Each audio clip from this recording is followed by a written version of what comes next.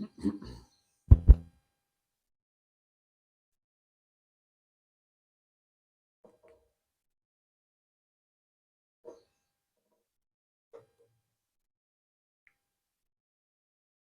साथियों, आप सभी का स्वागत है आपके अपने यूट्यूब चैनल। दोस्तों, आप लोग स्वस्थ होंगे, मस्त होंगे, अपनी पढ़ाई जो है ज़बरदस्त कर रहे होंगे। दोस्तों, मैं आज से जो है जीएस की एक सीरीज स्टार्ट कर रहा हूँ, जो कि बहुत ही कम समय में आपको ये प्रोवाइड वीडियो के माध्यम से प्रोवाइड की जाएगी। तो सबसे पहला जो है वो क्लासेस जो है वो राजनीति विज्ञान यानी कि पॉलिटी की हम शुरू करने वाले हैं। तो क्लास जो है फर्स्ट ये है, तो इसमें हम राजनीति विज्ञान यानी कि भारतीय राज्य व्यवस्था हम पढ़ेंगे। हम सबसे पहले हम भारतीय राज्य व्यवस्था में हम पढ़ेंगे कि जो हमारा संविधान बना उसका संवैधानिक विकास कैसा हुआ, संविधान किसे कहते हैं। तो हम जानते हैं कि संविधान किसे कहते हैं, तो सबसे पहले हम संविधान की बात करेंगे। हम तो संविधान को हम हिंदी में कह सकते हैं कि भारतीय राज्य व्यवस्था यानी कि पॉलिटी। ठीक है, संविधान मतलब होता है कि एक ऐसा विधान, एक ऐसी विधि, एक ऐसा शासन, एक ऐसा कानून जो है वो सभी के लिए क्या हो, समान हो। उसी के लिए हम उसी को हम संविधान कहते हैं। ठीक है, तो हमारे भारत देश में संविधान कैसे बना, इसका संवैधानिक विकास क्या हुआ था, तो वो सभी हम चर्चा करेंगे, जो कि आपके एग्जाम पॉइंट ऑफ व्यू से बहुत ही इंपॉर्टेंट होगा। आइए हम दोस्तों देखते हैं संवैधानिक विकास कैसा होता है संविधान के बारे में। ये मेरी पहली क्लास है। ठीक है, तो ये संवैधानिक विकास कैसा हुआ, संवैधानिक विकास सबसे पहले क्या हुआ कि 1600 ईस्वी में ईस्ट इंडिया कंपनी की स्थापना होती है। तो बहुत सारी ब्रिटिश ईस्ट इंडिया कंपनी जो है भारत में शासन करती है।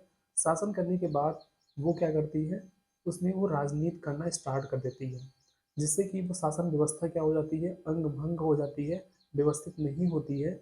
बाद में क्या आता है कि बहुत सारे उसमें सुधार होते हैं।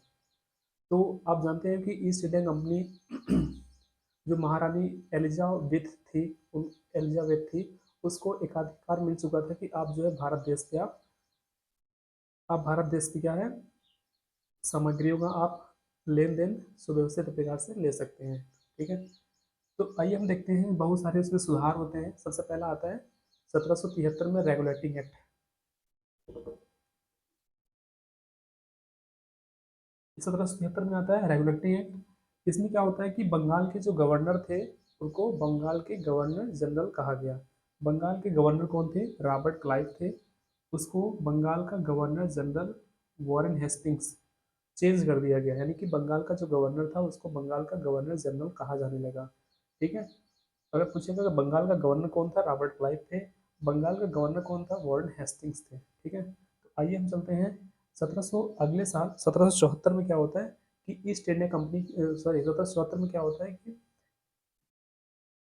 उच्चतम न्यायालय यानी कि हाई कोर्ट का गठन होता है। कहाँ पे होता है, कलकत्ता में होता है हाई कोर्ट। ठीक है, इसके एक मुख्य न्यायाधीश थे, इसको बोलते हैं लॉर्ड एलिजा इम्फे। ठीक है, एक मुख्य न्यायाधीश थे और तीन जो थे अन्य न्यायाधीश थे, Hyde, Chambers, Lemaistre. Hyde, Chambers, Lemaistre. ठीक है, तो बंगाल के गवर्नर जनरल में कार्यकारी सदस्य में चार सदस्य थे।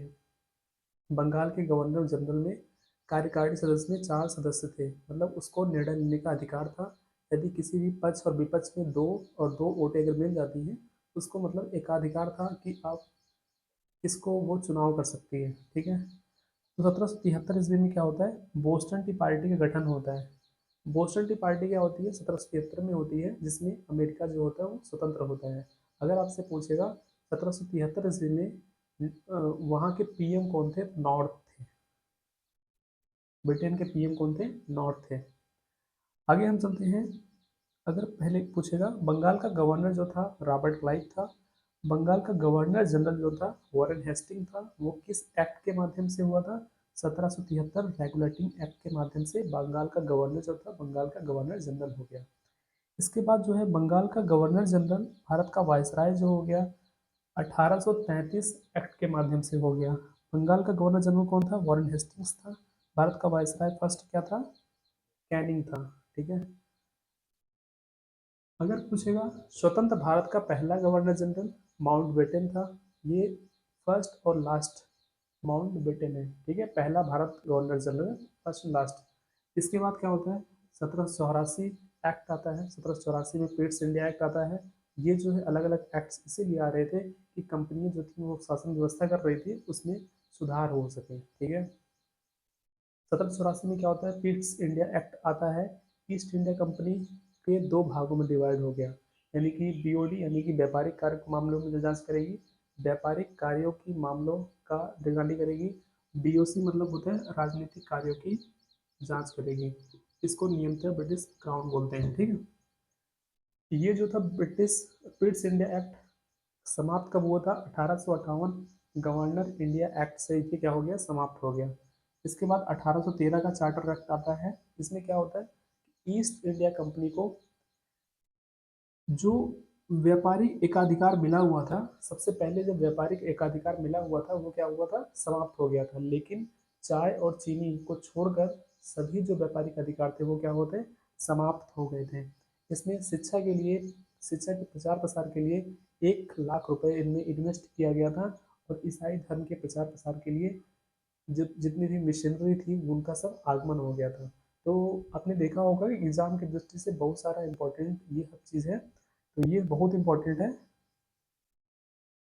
इस एक्ट के माध्यम से हुआ, भारत में पहला गवर्नर कौन था, भारत में पहले गवर्नर जनरल कौन थे, भारत का वायसराय जो था वो, बंगाल का गवर्नर जनरल का वायसराय जो है किस एक्ट के माध्यम से हुआ। तो ये सब बेसिक पॉइंट्स थे। तो अगली कक्षा में हम देखेंगे हम बाकी का जो बचा हुआ पोर्शन है, ठीक है। तो आप लोग अगर वीडियो अच्छा लगे तो अपने दोस्तों के बीच में शेयर करिए। तो मिलते हैं हम नेक्स्ट वीडियो में, तब के लिए जय हिंद जय भारत।